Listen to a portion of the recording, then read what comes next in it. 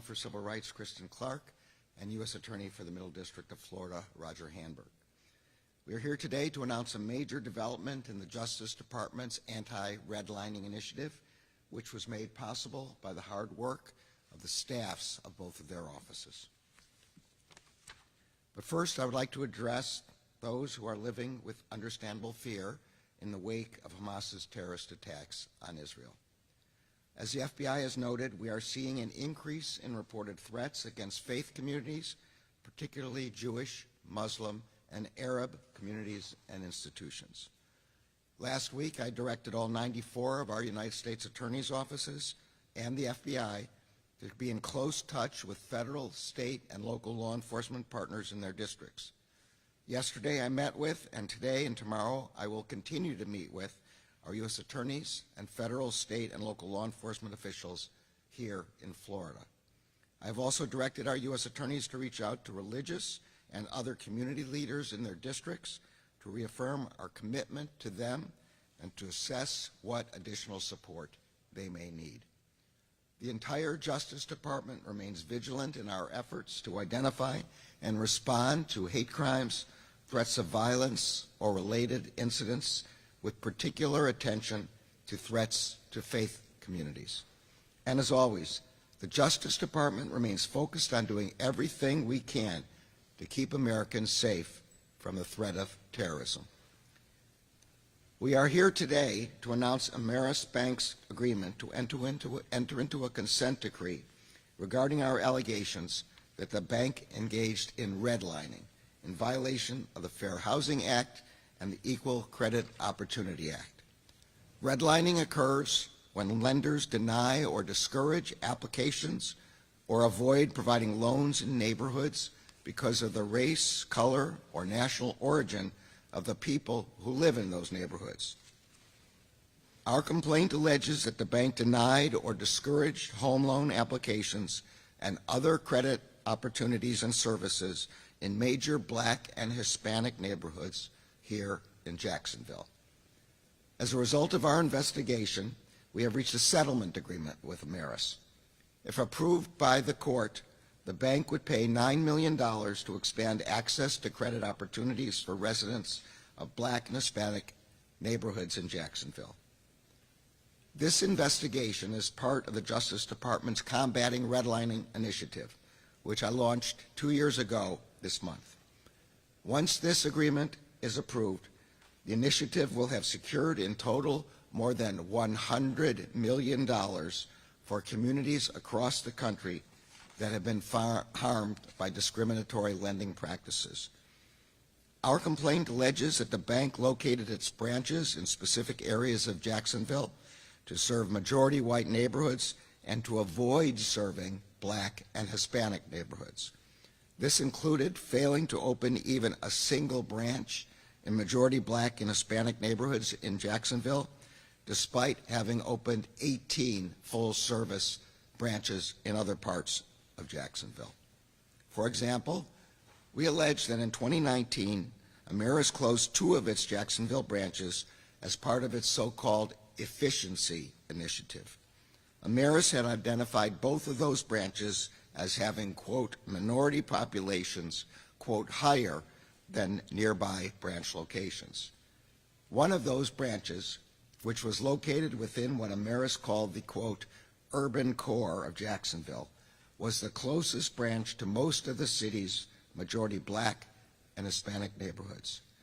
That branch was closed despite the fact that Ameris itself rated it as one of the, quote, best financial performers of all of its branches across the United States. Ameris did not close any branches in the majority white areas of Jacksonville as part of this so-called efficiency initiative. In another example, we allege that in 2020, Ameris sent out a, quote, free checking mailer that the bank said was targeted to low and moderate income areas in majority minority neighborhoods. Ameris mailed out over 22,000 postcards with images of white models to 13 zip codes in Jacksonville. Not one postcard was sent to a single resident in a majority black and Hispanic neighborhood. Between 2016 and 2021, other lending institutions comparable to Ameris generated loan applications from residents of majority black and Hispanic neighborhoods at over 3 times the rate generated by Ameris. The majority of the $9 million in relief that Ameris will pay under the consent order will be in the form of loan subsidy funds. These funds can be used by residents for down payments, to lower their interest rates, or to make home improvements that will increase the value of their homes. In addition, the settlement requires Ameris to open or acquire its first full-service branch located in a majority black and Hispanic neighborhood in Jacksonville. That branch will be located on the St. Johns River in a retail-oriented, visible location. In a few minutes, Assistant Attorney General Clark and U.S. Attorney Handberg will provide additional information regarding the Ameris settlement.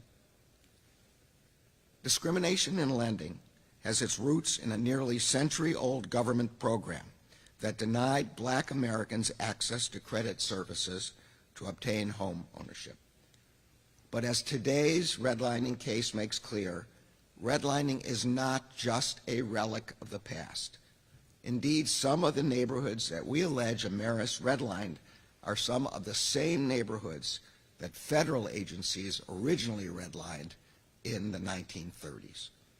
Moreover, the harm of redlining is not felt only by individuals and communities that are redlined today, but also by the next generation and the next. Redlining makes it difficult for people of color to accumulate wealth through the purchase, refinancing, or repair of their homes. This has contributed to, and it continues to deepen, the persistent wealth gap in our country. This kind of discrimination in lending violates federal law, and it is contrary to the promise of equal access to opportunity upon which both our economy and our democracy depend. That is why 2 years ago, I announced that the Justice Department would launch the redlining initiative that I mentioned before. This initiative has brought together the Justice Department's Civil Rights Division and our other U.S. attorneys' offices with bank regulatory agencies and state attorneys general. Over the past 24 months, we have reached a total of 10 settlements with lending institutions to resolve allegations of redlining. And as I said at the outset, subject to court approval of the Ameris settlement, the Justice Department will have secured more than $100 million for communities across the country that have been harmed by discriminatory practices. In each of these cases, we reached resolutions that involve lenders making significant financial investments to remedy their alleged discrimination. In addition to monetary restitution, our redlining settlements also require lenders to adopt meaningful changes to their business practices to promote fair lending. As just one example of what these resolutions look like in practice, in 2021, the Department obtained a settlement with Cadence Bank. One person who got a subsidy as a result of the settlement was a single mother of an 11-year-old daughter who previously lived in rental housing. With the help of the subsidy, the mother was able to purchase a home with a yard in a safe neighborhood that is walking distance to her daughter's school.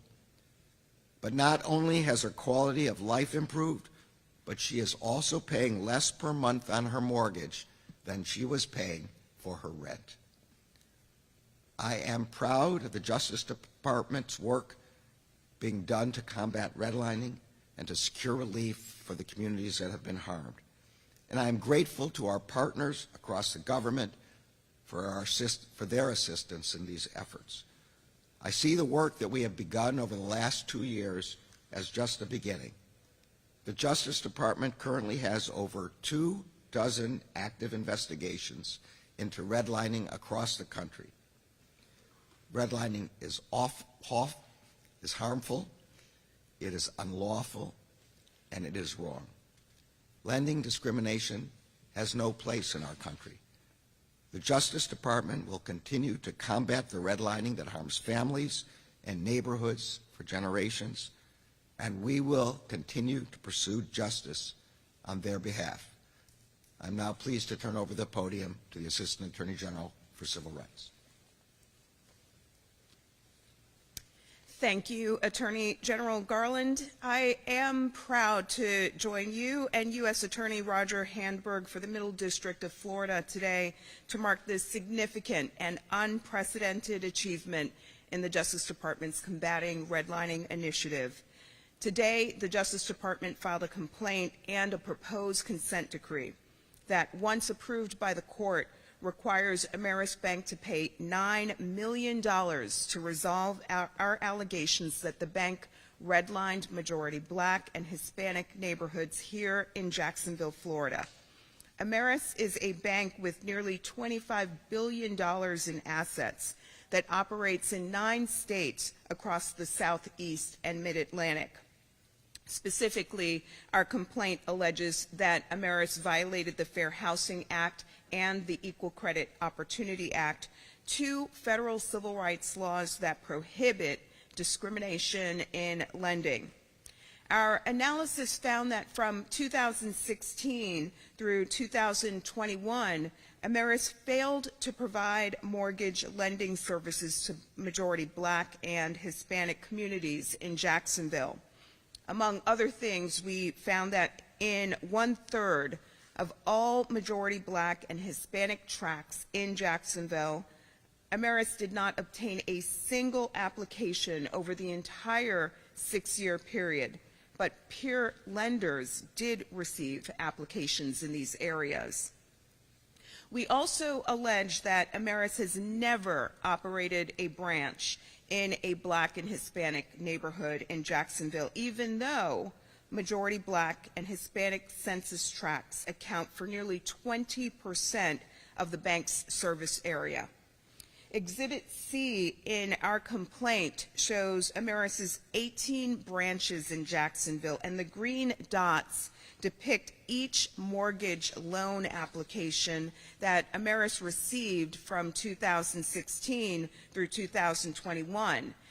As you see, the green dots show a majority of applications were from majority white neighborhoods south of the St. Johns River.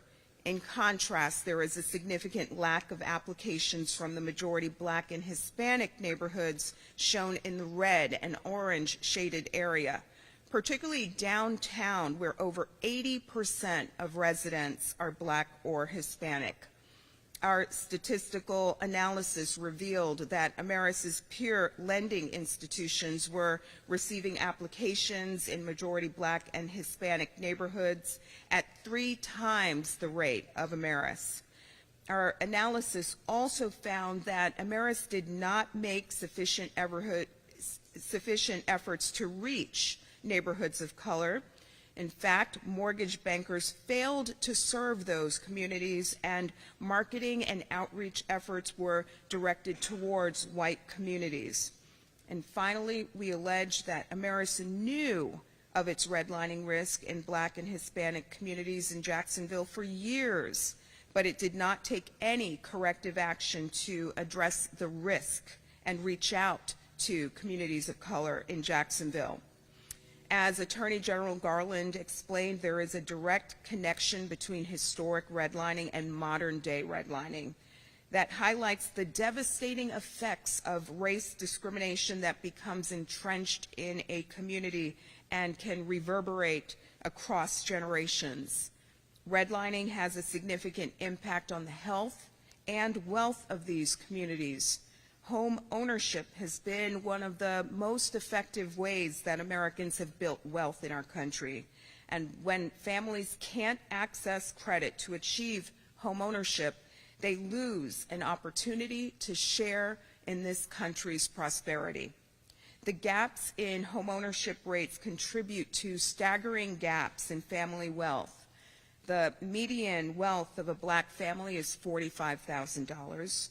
And a Hispanic family, $62,000, compared to $285,000 for a white family. A 2023 study by the National Association of Realtors indicates significant homeownership gaps across the state of Florida. The study found that while 75% of white Floridians own their homes, only 55% of Hispanic Floridians own a home, and only 49% of black Floridians own a home. These numbers are a product of systemic deprivation of credit and wealth-building opportunities, and this is why we are committed to confronting redlining. The resolution that we have secured here will provide the strong remedies necessary to promote racial justice and equity to underserved communities of color in Jacksonville.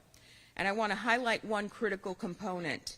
Under this agreement, Ameris will provide a $7.5 million loan subsidy fund to help borrowers in Jacksonville who live in underserved communities access home loans.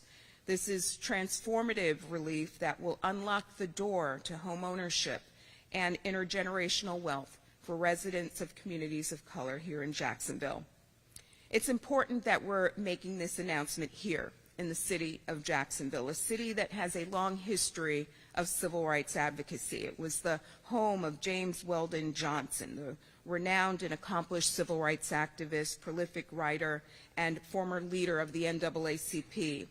It was also the site of civil rights protests dating all the way back to the early 20th century, where residents boldly organized and participated in protests and boycotts of the city's segregated streetcar system. Decades later, in the 1960s, black protesters participated in lunch counter sit-ins, even at the risk of physical violence and abuse, including the infamous Axe Handle Saturday attack. I hope that this announcement builds on that proud tradition and fuels ongoing efforts to ensure full equity for all. We're sending a message today. Banks and mortgage companies need not wait for the Justice Department to come knocking at its door. We encourage financial institutions to proactively assess their redlining risk and immediately take corrective action to reach underserved communities in their market areas.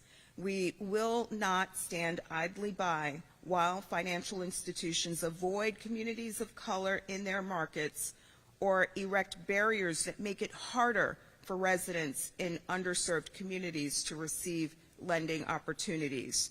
These communities have waited far too long for equal credit opportunity, and they are entitled to equal access to credit that the law demands now. Combating redlining is one of the most important strategies for ensuring equal opportunity today. By taking on the discriminatory lending practices of banks and mortgage companies, we're helping to ensure that more black, Hispanic, and other communities of color are able to buy a home, generate wealth, and fulfill the American dream. This settlement marks a new pinnacle in our efforts to bring an end to redlining and provides tangible relief to communities that have been starved of access to credit for far too long. I want to thank colleagues in the Civil Rights Division of the Justice Department and here in the Middle District of Florida for their work and efforts. I also want to thank the City Teen Center for hosting us this morning. I'll now turn the floor over to U.S. Attorney Handberg to provide more information about our resolution with Ameris.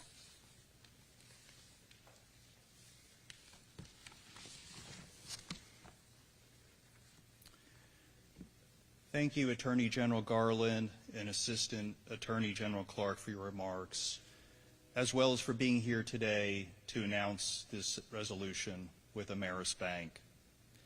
Attorney General Garland, your Combating Redline initiative represents the Department's most effective and coordinated effort to address redlining and has resulted in the Department, through the Civil Rights Division and my office here in the Middle District of Florida, bringing the very first redlining case in the history of the state of Florida. I would also like to thank our partners in the Civil Rights Division's Housing and Civil Enforcement Section, Deputy Chief Lucy Carlson and Trial Attorney Jenna Radin. Your work, along with Assistant United States Attorneys Johanse Pettis and Michael Kenneth, has resulted in an impactful resolution that is going to help majority Black and Hispanic communities in Jacksonville for years to come. As Assistant Attorney General Clark has announced, the proposed consent order filed today secured a $9 million settlement with Ameris Bank. I want to take a few minutes to explain what this will mean for majority Black and Hispanic communities in Jacksonville once the settlement is approved by the court. The $9 million in monetary relief is divided into three parts. First, as you heard, Ameris Bank is going to invest $7.5 million in a loan subsidy fund. This fund will subsidize home mortgage loans, home improvement loans, and home refinance loans in majority Black and Hispanic communities in Jacksonville. Ameris Bank will offer qualified applicants numerous forms of assistance, including offering an interest rate below the prevailing market rate, direct down payment assistance, direct closing cost assistance, and payment of the initial mortgage insurance premium where applicable.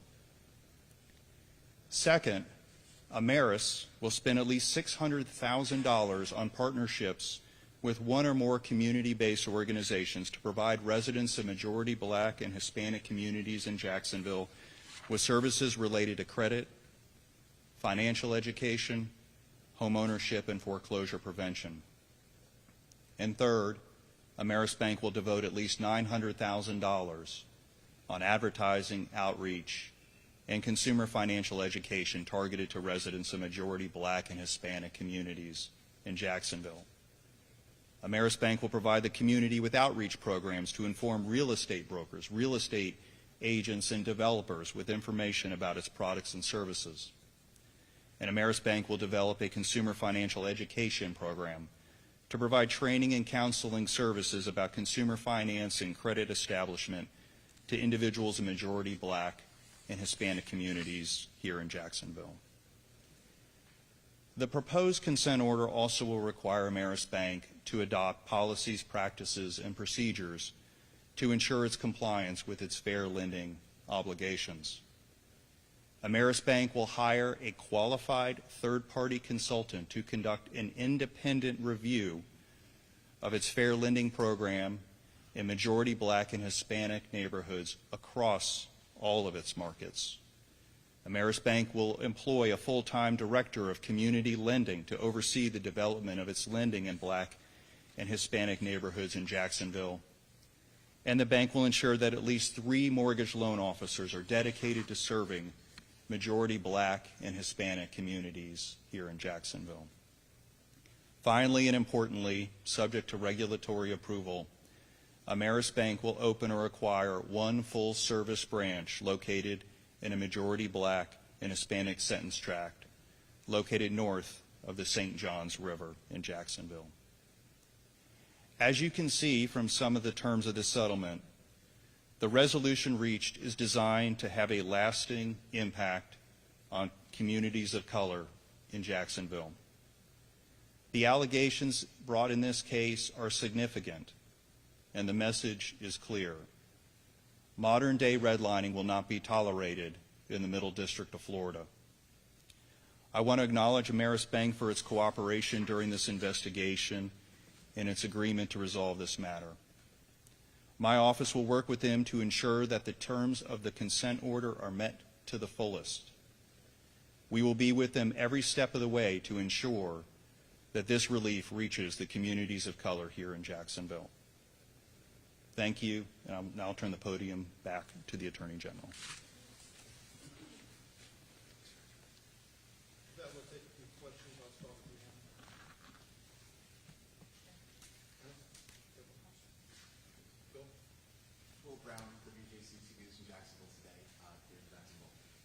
Attorney General Garland, how specifically will eradicating discrimination in lending help shrink the wealth gap that is prevalent in Jacksonville? And how many people does the Department of Justice expect this benefit will help?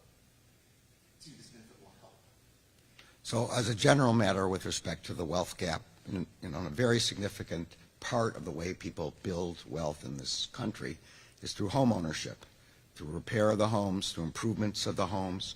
If you can't have home ownership, you lose a major asset that everybody else in the country uses to build wealth. And I'm going to let Roger talk specifically about Jacksonville.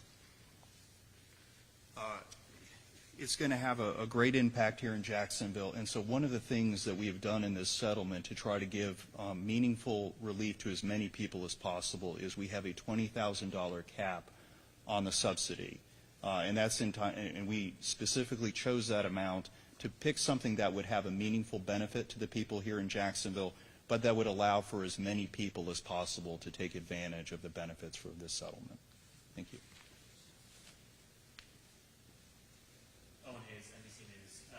I might ask you one on topic as well as something at the top of your remarks.